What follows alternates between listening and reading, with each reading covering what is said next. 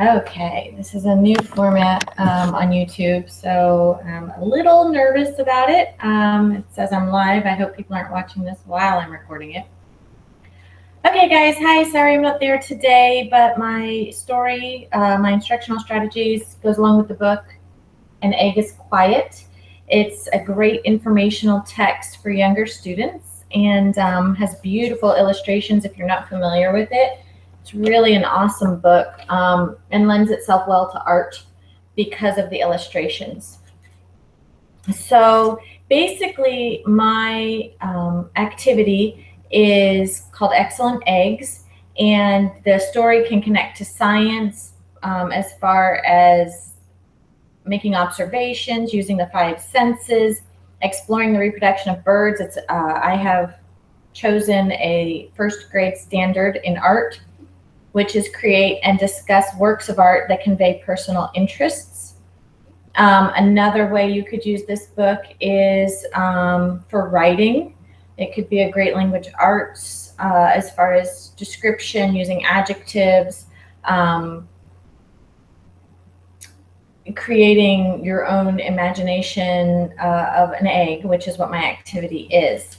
So I would suggest that you provide your students with many different materials, different kinds of paper. I even have used aluminum foil in mine, using cotton, using pipe cleaners. You know, the idea here is that students are going to create their own unique egg.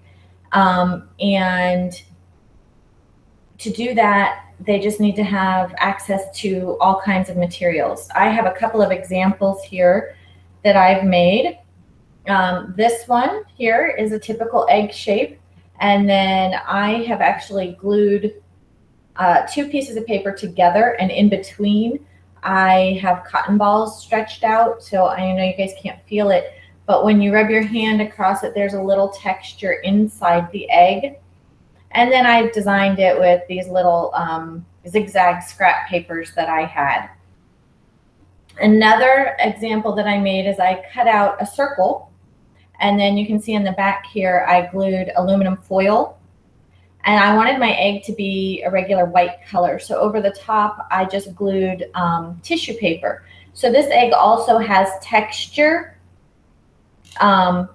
which is provided by the aluminum foil. I'll move it up close here so you can see this is the back. The aluminum foil, I scrunched it up and then glued it over the top of the construction paper.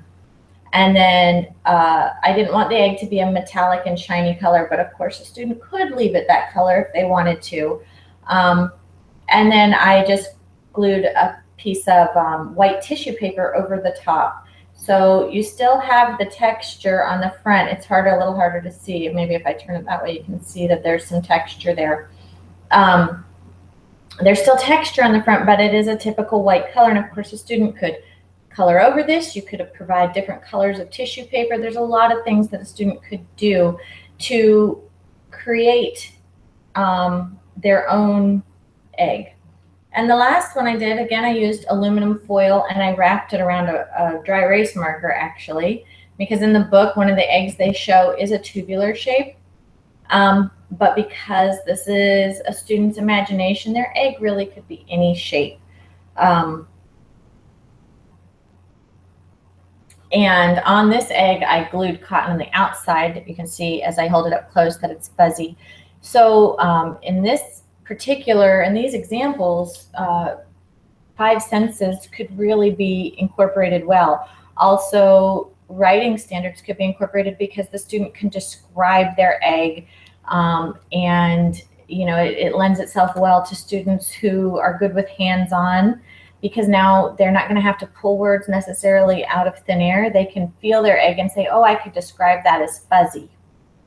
Or on this one, I could describe it as bumpy.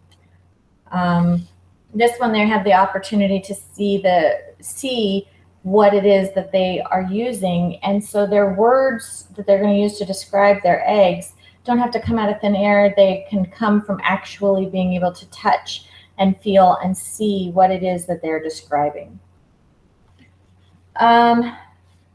So I guess that's that's it. I hope I did this right. I appreciate you accepting my video submission since my boys are sick, and I will see you guys soon. Have a great day.